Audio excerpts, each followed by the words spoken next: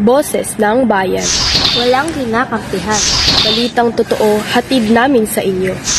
Ito ang Radyo Agila, sigurado ka dito. Walang kinikilingan, tanging balitang totoo. Boses ng Bayan. Boses ng Bayan. Radyo Agila. Mula sa bulwagang pambalitaan, Radyo Agila, kung saan ay pag-uusapan natin ang mga kasalukuyang isyu ng bansa. Narito ang pinagkakatiwalaang mamahayagan na sila Sia Olvina at Althea Bitancor. Ito ang Radyo Agila.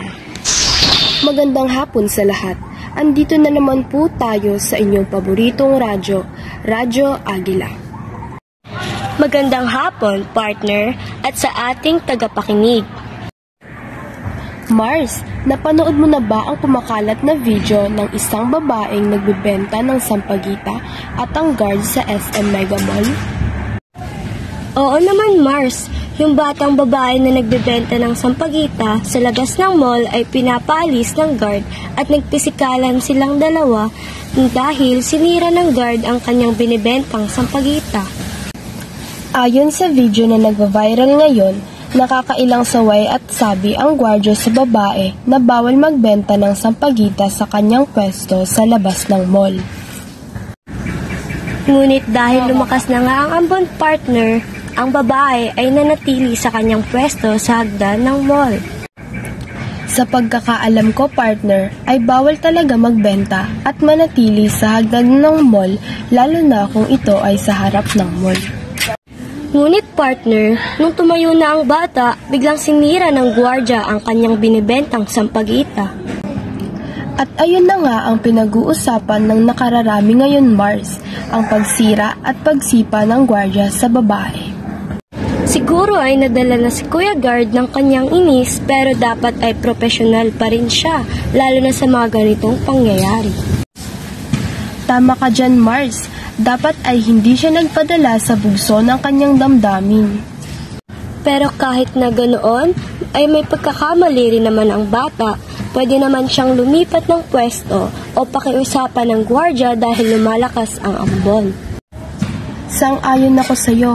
Pero Mars, hindi na bata ang nagbebenta ng sampagita sa video. 22 years old na.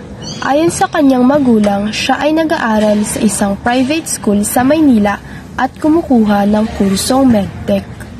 Talaga ba, Mars? Ang buong akala ko ay bata pa lang siya dahil sa kanyang uniforme. Ang kanyang uniforme ay parang uniforme ng isang sekundarya. Bakit nga ba, Mars? Ayon sa DSWD, dahil sila'y mahirap, ay kung anong uniforme ang mayroon sila, ayun ang kanilang ginagamit. Ayon naman sa kanyang kambal, ay nakasanayan na rin nilang magbenta na naka-uniforme dahil simula elementarya ay nagbebenta na sila. Ganun ba, Mars? Nagbigay tulong nga rin ang DSWD sa kanilang pampinansyal na nagkakahalagang 20,000 pesos. Pero kahit ganun, nakakaawa siya, partner, dahil sa mga nasirang sampagita at hindi na naibenta. Sigurado akong pinaghirapan din nila iyon. Sang-ayon ako sa iyo, partner. Alam ko namang ginagawa lang ng guard ang kanyang trabaho, ngunit hindi dapat iyon paabutin sa pagsira ng binibenta ng babae. Humingi naman ng paumanhin ang gwardiya sa kanyang nagawa sa babae sa pagsira ng kanyang itinitindang sampagita. Sinabi niya ito nung humarap siya sa PNP at ilang opisyales sa kanyang agency. Ayon nga sa kanyang agency, partner, siya ay hindi tinanggal sa trabaho at hindi muna pinapasok habang sila ay nagsasagawa ng sariling investigasyon. Mabuti naman kung ganon, Mars. May pagkakamali rin ang gwardiya, pero may parte rin na ginagawa niya lang ang kanyang tungkulin.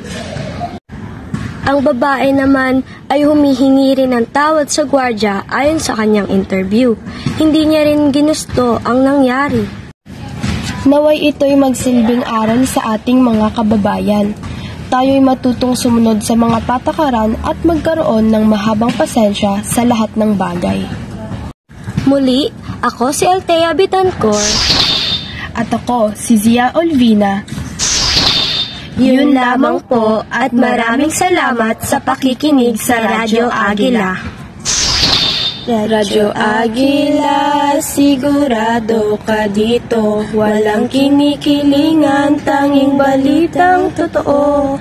Boses ng bayan. Boses ng bayan.